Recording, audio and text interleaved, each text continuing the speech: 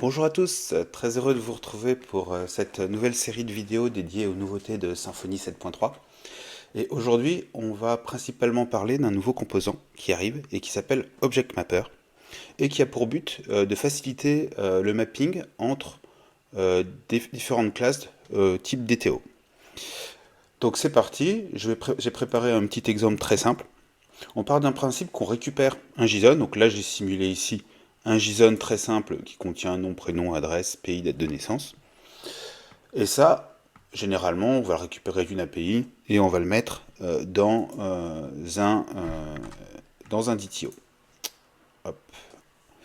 Donc ici, je récupère mon JSON. Donc là, j'ai fait juste un simple JSON décode pour simplifier les choses. Je mets ça dans un tableau, API Client. Et ce tableau, je vais aller hydrater ma classe que j'ai appelée Client DTO. On voit que cette classe Client DTO que j'affiche ici, elle reprend tout simplement les champs que je récupère de mon API, donc nom, prénom, pays, date de naissance. Quelque chose de très simple. Donc généralement, on a récupéré notre objet, donc on a récupéré notre JSON, on l'a mis dans notre DTO. Donc ça, c'est notre DTO, ça va être un objet temporaire qui va faire la transition entre mon JSON et l'objectif final qui va être, par exemple, d'enregistrer ces données en base de données. Donc je vais avoir une entité client au niveau de doctrine que j'ai aussi créé ici. Et donc cette entité client, on va avoir différents champs qui vont plus ou moins correspondre à un DTO. Ici, je retrouve, si je le mets ici, donc là on a nom, prénom, pays, date de naissance, et ici on va plutôt retrouver name, country, on peut aussi prendre le prénom, je me suis dit, pour faire un truc un petit peu plus, pour montrer un peu plus de choses, plutôt que de enregistrer directement la date de naissance, je vais juste enregistrer un booléen pour savoir si c'est un adulte ou pas. C'est ça qui m'intéresse. Donc, à partir de ça, comment je fais classiquement j'ai ici récupéré mon DTO. Donc, j'ai bien mon client DTO qui a mon nom, prénom, pays. Et ma date de naissance. Je veux transférer ce DTO dans mon entité client. Donc ici, je vais instancier un objet client. Dans ma méthode setName, je vais mettre le nom qui était dans le DTO. Dans cette country, je vais mettre le pays. Et dans set isAdulte, je vais mettre un booléen qui est est-ce que la date de naissance est bien plus vieille que 18 ans. Je fais un affichage de ça. Et donc ici, on obtient bien mon Monsieur Dupont, France, donc là qui est adulte. Donc là, on est bien sur l'entité client reliée à Doctrine. Donc ici, on a bien vu que la date était de 2005. Si je mets 2015, du coup, il est plus adulte. Normalement, ici, j'ai bien false. Ça fonctionne. C'est assez pénible d'avoir à récupérer ce DTO et ensuite de le remapper à la main avec potentiellement une logique plus ou moins complexe dans mon entité client. C'est là que notre nouveau composant Object Mapper arrive pour simplifier ça. Donc comment ça marche? On va avoir besoin déjà d'installer Object Mapper. Donc pour ça, si je mets sur la documentation de l'objet, on voit qu'il suffit de faire un composer require Symfony Object Mapper. Ensuite, on va devoir lui dire quel champ du DTO va être mappé avec quel champ de notre objet final. On voit ici que les champs ne s'appellent pas pareil. Ici, j'ai nom, prénom, pays. De l'autre côté, je les ai remis plus en anglais. Name, country, et puis, j'ai pas forcément les mêmes choses. Là, j'ai isAdulte, c'est pas la même logique qu'une date de naissance. Et puis, on peut dire que le prénom, là, j'en ai pas besoin. Voilà, on va avoir plein de cas de figure possibles. Donc, on va déjà vouloir dire que ça, c'est notre DTO. Le DTO va aussi pouvoir servir à mapper plusieurs classes. On va faire le cas le plus simple. Là, celui-là, on va dire qu'il va uniquement mapper client. On va, du coup, vu qu'on a installé l'objet mapper, on va avoir un nouvel attribut qui s'appelle map. Et map, on va dire quelle est la cible. La cible, c'est, du coup, notre classe client de, ici, notre entité doctrine. Donc on voit bien que cette entité, elle va mapper client. Il faut aller un peu plus loin parce qu'il n'est pas capable de comprendre que non, ça va correspondre à ici name. Donc, si les propriétés sont identiques et s'appellent de la même façon, il va réussir à mapper les choses tout seul. Si les noms sont différents, il va falloir lui donner un peu plus d'infos. Donc aussi, on peut lui dire, toujours avec le même attribut map_target, mais cette fois-ci mis au niveau d'une propriété, que ici, on va aller vers name. Donc là, il comprend que c'est la propriété name de la classe client. On va faire la même chose ici avec country. On peut déjà voir ce que ça donne si on fait ça. Dans ici, dans notre contrôleur, plutôt que de s'amuser à faire ce mapping à la main, je vais utiliser du coup notre object mapper. Pour ça, il faut que je récupère mon objet. Donc là, je suis dans un contrôleur, donc je vais faire object mapper interface. Je vais récupérer une instance d'object mapper. Si je suis dans un service, je vais récupérer ça dans mon construct en l'injectant. Et ici, en partant du coup d'object mapper, je vais dire object mapper map mon objet client DTO dans ma classe de type client. Donc le DTO que j'ai récupéré là, tu vas me le mapper dans ma classe client et pour ça, utilise les indications de mapping que je t'ai fournies. Ça, je vais obtenir du coup un objet de type client.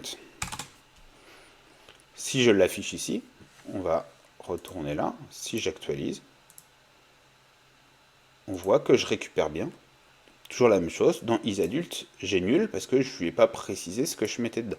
Mais j'ai bien récupéré le nom et le pays. Si ici, j'enlève le mapping de country, il va plus comprendre ce que c'est. Et j'ai bien nul. Si ici, je l'appelle au niveau... Si j'enlève ici mon mapping, qu'au niveau de client, je l'appelle pays, et que je crée un getter et un setter pour ça, normalement, il me récupère bien le pays. Donc si ça s'appelle pareil, il comprend, sinon il faut lui préciser. Donc ça, je vais enlever, je fais ça en anglais. Et donc ici, je lui précise le mapping. Maintenant, pour ma date de naissance, vous voyez que j'ai une logique, c'est un peu plus compliqué. Ça, c'est géré aussi au niveau notre composant map, object mapper. On peut lui dire, ok, ta target country, mais tu as effectué une transformation. Et donc là, on va utiliser transform, et on va lui préciser un collab. Donc ça peut être soit une fonction PHP qu'on veut directement, donc si c'était mettre un truc en majuscule, on pourra faire un str to upper comme ça directement. Là, on va plutôt aller lui donner une classe. Donc on va imaginer qu'on a un service qui me permet de faire ce que je veux. Donc ici, on va créer, je vais effacer celui-là, je l'avais créé au préalable, on va le refaire. On va créer un service qu'on va appeler isAdult service. Un truc tout bête, hop.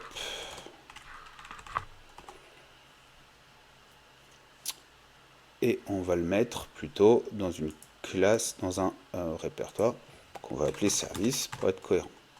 Que j'ai déjà quelque part, là, ici, ok. J'ai d'autres fichiers, vous inquiétez pas. Donc ici, on va reprendre le namespace service. On a une classe isAdultService.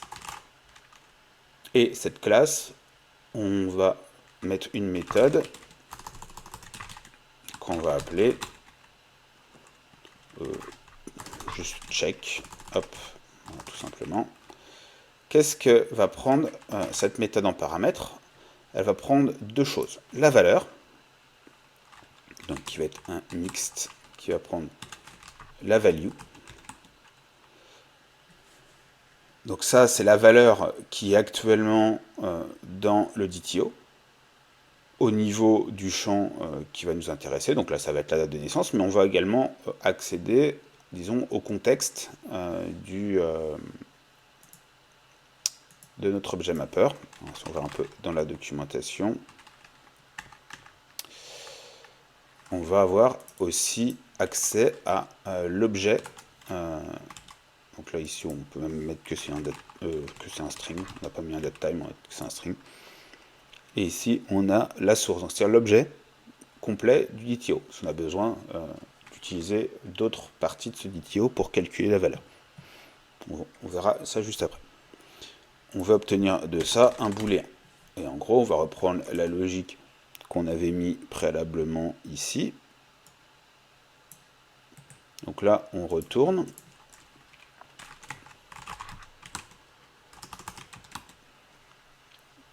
On va prendre notre valeur.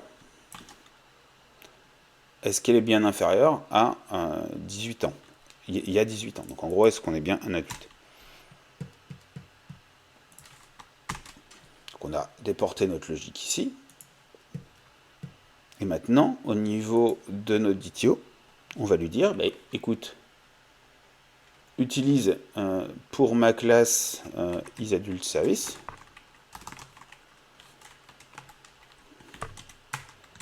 ma méthode check.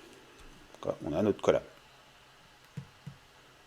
Si je retourne ici, que j'actualise, alors dans pays, j'ai récupéré une date parce que j'ai dû me tromper ici, j'ai pas mis que je voulais isAdult, le nom du champ isAdult, voilà, ce sera mieux.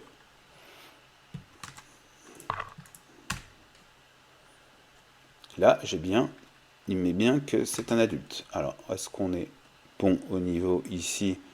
C'est pas le cas parce que là, je suis censé ne pas être adulte. Donc, je vais voir où je me suis trompé. Donc là, j'ai bien mon service isAdultService qui est appelé. Et je viens de trouver le problème. Donc, du coup, ici, la méthode, dans ce cas-là, doit être statique. Bien penser à un mètre statique. Et dans ce cas-là, ça fonctionne bien. On récupère bien ici notre false, et si on change pour mettre une date plus ancienne, il est bien true. Donc ça c'est nickel. On peut faire un petit peu plus concis même si on souhaite, en lui indiquant ici, plutôt que de mettre une méthode check, on peut directement passer ça en invocable. Parce que si j'enlève le statique, et quand je suis dans un invoke, il faut que j'implémente la méthode, l'interface transform callable interface, et ici je m'attends à 3 paramètres. Hop, je nettoie un petit peu tout ça. Donc là, j'ai la méthode invoke qui implémente, ma classe implémente transform callable interface. Ma méthode possède les paramètres value, toujours l'objet source, et également accès directement aux objets de la target. Ça peut être pratique pour faire des transformations un peu plus complexes.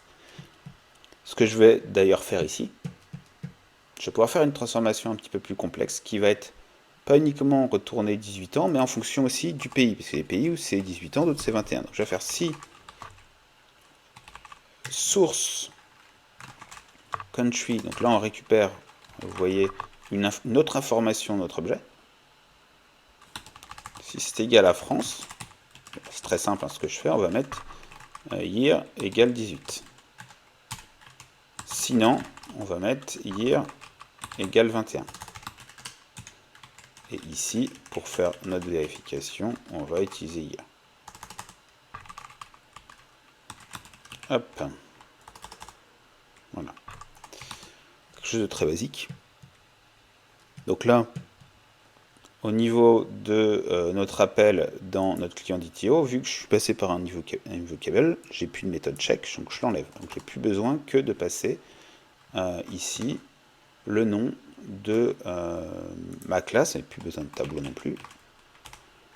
Voilà, ça simplifie un peu la syntaxe, et ça permet de faire des choses un peu plus complexes derrière. On a aussi accès à la target. Et on va voir tout de suite ce que ça donne. Donc là, hop, tac, tac, tac, j'ai ma méthode, il me met...